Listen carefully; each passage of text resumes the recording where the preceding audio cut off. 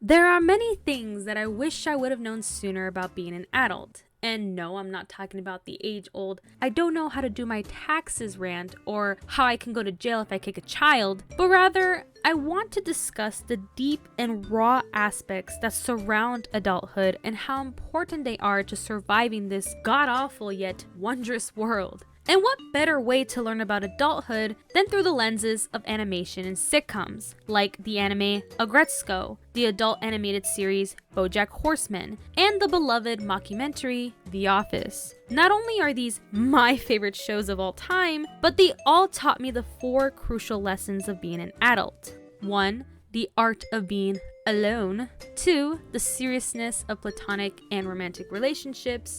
3. Coping with death and trauma. And 4. The importance of self-love. Before I start this video, I want to let you guys know that I have a Twitter. So if you want to be updated on what my next video will be about, or when a video is uploaded, I'll leave a link to my Twitter down in the description. But anywhoosies, let's go on with this long ass video.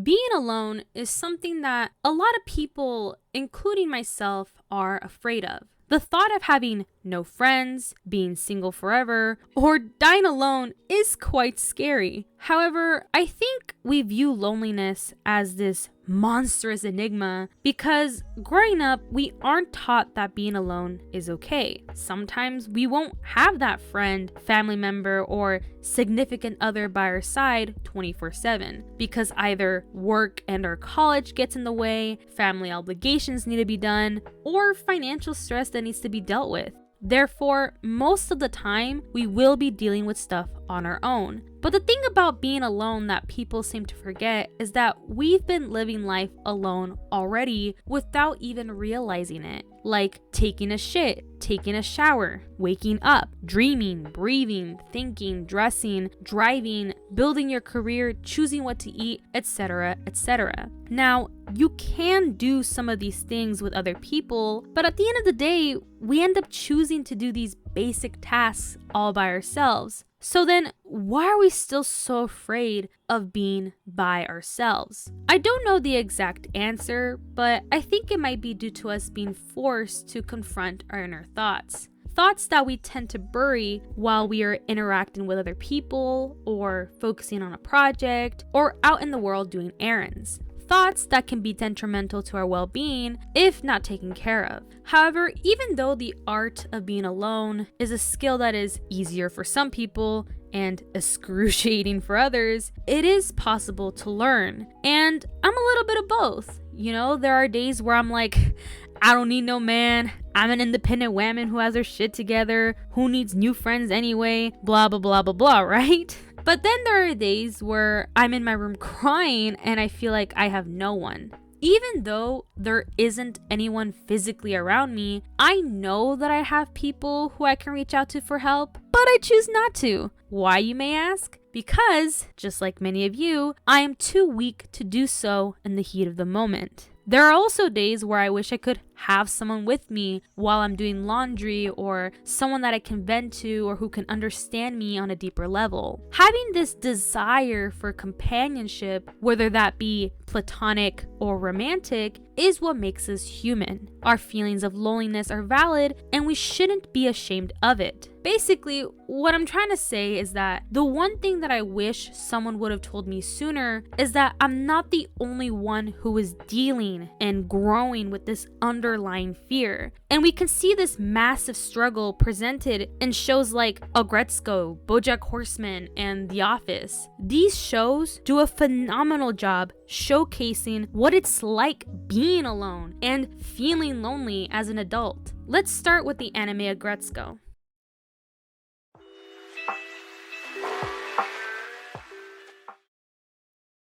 Retsuko is a soft-spoken and polite young woman who usually works overtime due to her stupid bosses unloading their work shit onto her. Because of this, Retsuko rents a karaoke room to vent her frustrations by screaming her lungs out to death metal. Just like Retsuko, I also tend to listen to music after a long day of work, and I'm pretty sure you guys also have your little way to cope with your daily stress. As we get older, our stress becomes more complex. For example, in high school, we were so stressed about getting straight A's and trying to graduate.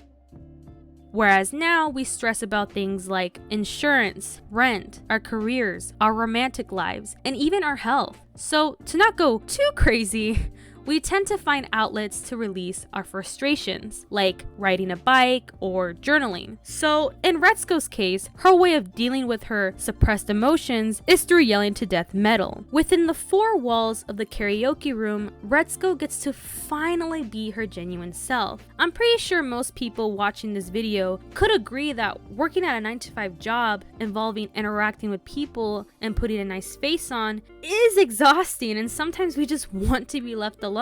And our days end up looking like Retsuko's: work, home, phone, and sleep. However, as much as I love to be staring at a wall for hours in my room, contemplating whether or not anything matters, facing difficulties on my own can be quite lonesome after a while. For example, Retsuko became so accustomed to battling life on her own that she doesn't even realize that there are people who are willing to battle alongside her. After Gori and Washimi beg her to open up about her feelings, Retsuko gives in and shows them her true side. In turn, both Gori and Washimi offered her a friendship that contained the compassion, guidance, and understanding that Retsuko needed. Sometimes we can find friends or a listening ear in the craziest of places, like at a doctor's office, a grocery store, or in Retsuko's case, her workplace. However, unlike finding new friends, finding a romantic partner who is compatible with you can be quite challenging when you don't even know what you're doing or what you even want in 10 years. As we grow older, society pressures us to settle right away and have children right away, or else we'll die alone with no partner by our side and no children in sight to take care of you. And the thought of this happening can make our fear of being alone even scarier. Just like Retsuko, we start panicking about our dating life and we start inserting ourselves with literally every man or woman that we come across, and we start setting the wedding date in our minds. After a speed dating event, both Washimi and Retsuko go to a bar to drink away the disappointment of not finding a potential partner. Washimi then expresses her fear of being alone to Retsuko by stating, "At this rate, I question if I'll be alone forever, and I get scared. But I'm grateful for the friends I've made and the job I've got. I just wonder if I'll still be happy 20 more years from now." In other words, it's normal to be grateful and feel fulfilled with the friends we've got and the jobs we have, and yet still have the desire to find a romantic partner. I've had this same conversation with my friends on multiple occasions, and sometimes I feel embarrassed to share my frustrations of not finding the right partner because I feel like I am not loving myself enough or I am not independent enough, and that me venting is making myself look desperate. However, when I watched this scene with Washimi, it made me realize that we're all just a little lonely. And it is okay to allow people in our bubble, even if we may be too afraid to do so. And there is such thing as too much of a good thing, like wanting to do things on our own. Therefore, the next time you feel lonely, try to find something that makes you feel comfortable, like listening to some music or yelling your lungs out to death metal. And don't forget that feeling lonely will not take away the fact that you know how to handle life on your own.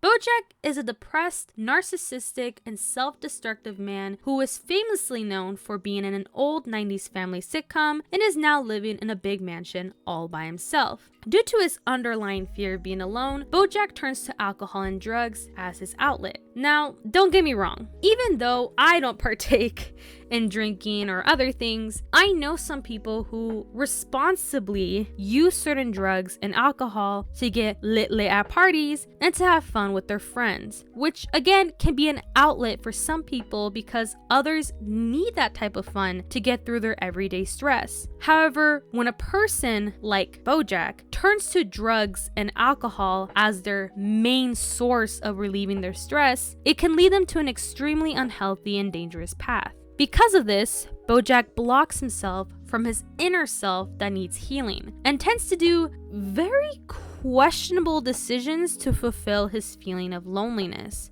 For example, we can see Bojack's fear of being alone when Diane asks him, "But do you let Todd stay here because you're kind, or just because you're terrified of being alone?" Bojack then overcompensates his answer by replying, "That's insane. I would love to be alone. That is all I want." Diane then argues, "If that were really true, I don't think you'd be clipping Todd's wings all the time." In other words, Bojack doesn't want to admit to himself that the real reason he allows Todd to live in his house is because he is terrified of living alone. This fear then leads to Bojack sabotaging Todd's rock opera, which was extremely messed up. Sometimes when we are so consumed with the fear of being alone, it can lead us onto a path of destructive behavior, like letting ourselves go for a person to stay with us, canceling important plans to hang out with someone who is toxic, manipulating someone vulnerable to stay friends with us, or in Bojack's case, sabotaging a friend's dream so that they won't leave our side. This is the perfect example of what not to do when the feeling of loneliness starts to saturate our well-being.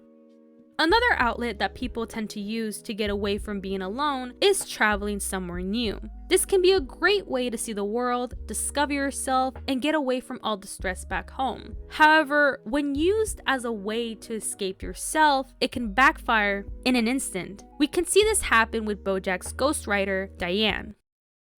Diane is a nerdy and socially awkward young woman who is ironically bold when it pertains to her writing. After Diane files a divorce from Mr. Peanut Butter, she moves out and tries to adapt to her new lifestyle as a single young woman. However, at Mr. Peanut Butter's party, Diane accidentally sees him kissing another woman, which leads to her flying to Vietnam to get away from LA, or in other words, to escape from having to live alone again. This is something that we all have gone through or might go through at some point in our adult lives. I've never gone through a divorce. Heck, I haven't even been married yet. But I have heard stories from friends, family, and strangers that divorce is hard because going back to being a fully fledged single adult is overwhelming, and the fear of being alone once again starts to settle in as well. So to avoid being alone, a lot of people tend to date from one person to another, moving from place to place, or working from one job to another to find something bigger and better than themselves. However, they aren't going to find anything and instead be chasing after themselves over and over again. Therefore, throughout her time in Vietnam, Diane realizes that the feeling of loneliness never actually goes away and accepts the fact that she can survive being alone at her small apartment in LA.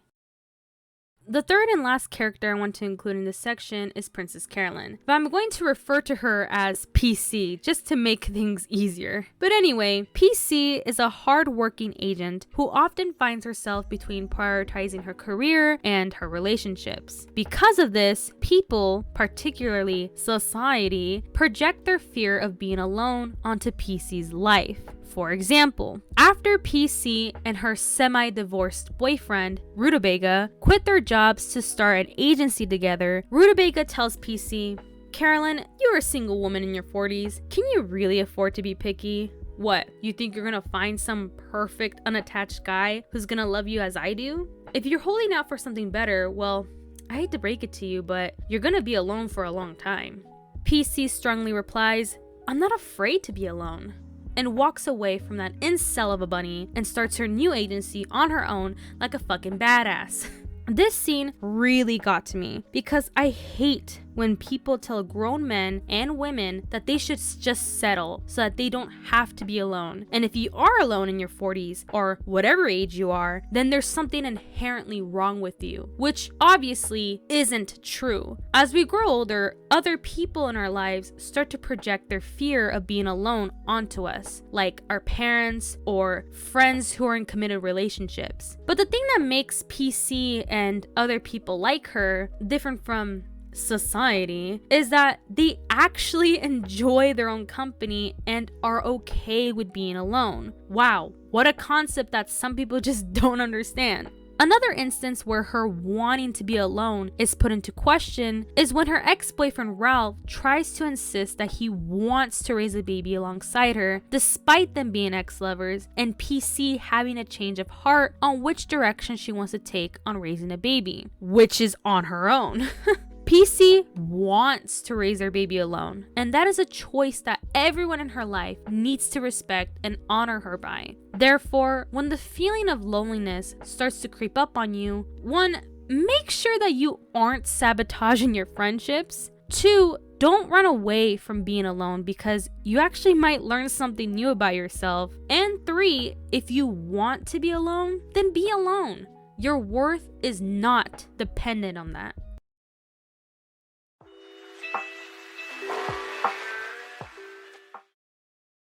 Michael Scott is a regional manager at a paper company in Scranton. He spends most of his time at work distracting others and procrastinating. He often prioritizes personal interests over work, such as his birthday, someone else's birthday, or his various unimportant seminars. I believe these behaviors came from his relatively difficult and lonely childhood. We know this because as a child, he once shared on a children's television show what he wants to be when he grows up, which was to get married and to have 100 kids so he can then have 100 friends and none of them could say no to being his friend. As heartbreaking as this scene was, this moment in Michael's life gives us enough insight into why he acts self-centered at times and people-pleasing during other times. He is so afraid of growing alone, he constantly craves the attention of his peers. We see this exact fear creep up onto Michael when he was discussing the mortgage for his new home. He then has a panic attack on the thought of living and growing old alone. However, when he gets back, the office rewards him with a gold medal, which meant a lot to Michael because it made him feel less alone. Throughout the show, the only person who truly understood Michael's underlying fear of being alone is Jim.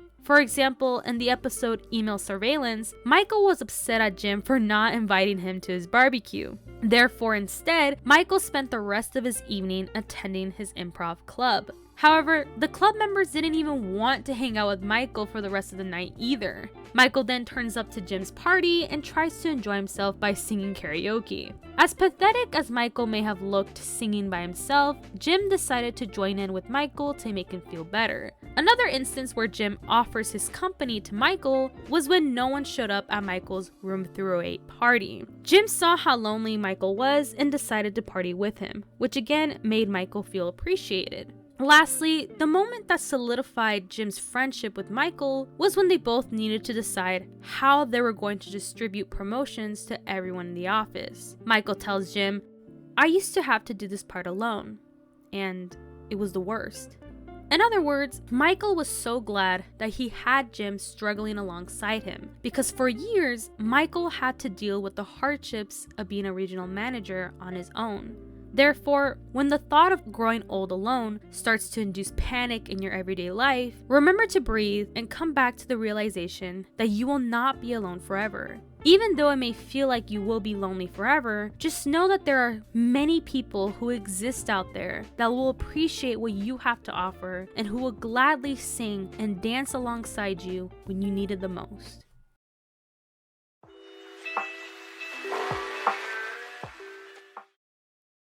While watching these groups of characters confronting the feeling of loneliness and being alone, it made me realize that we aren't so different from one another. The one thing that they all had in common is that they had people who cared about them without them even realizing it. Even though these are fictional stories about fictional people, they all survived in the end. They didn't die of loneliness, and they certainly didn't spend the rest of their days being alone. Again, being alone isn't as scary as society portrays it to be, and if you do find yourself alone, look at it as an opportunity to work on the things that you may have been neglecting, like your health, projects, homework, watching One Piece, or confronting your existential questions. Use that time to learn to love yourself, as cheesy as that may sound. And even if you are a badass individual who loves every part of yourself already, you still have the right to desire companionship. Also, your status of where you are in life does not determine your worth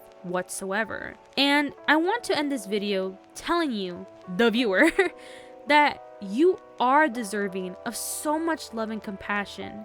And I hope and pray that you will soon come to understand that you will be okay during your times of solitude. And when you are out there in the world doing errands or going to work, share the love and kindness that is inside you wherever you go. Because hey, you never know. You might find someone just as lonely as you are, and maybe you two will become long-lasting friends. Hey, I hope you guys enjoyed part 1 of my 4-part adulthood series. Part 2 will be about the seriousness of platonic and romantic relationships, so keep an eye out for that video. Again, if you want to stay updated on my upcoming videos or when a video is uploaded, I'll leave a link to my Twitter down below. Thank you guys for being so patient with my lack of uploading. My last video was about 5 months ago, so there's that. To be honest, I haven't been doing too well mentally, but I am still surviving and thriving, so yeah. Again, thank you guys for sticking around and for watching this video. If you're new to the channel, hi. Please consider subscribing if you haven't. But anyway, stay safe out there and wash your hands.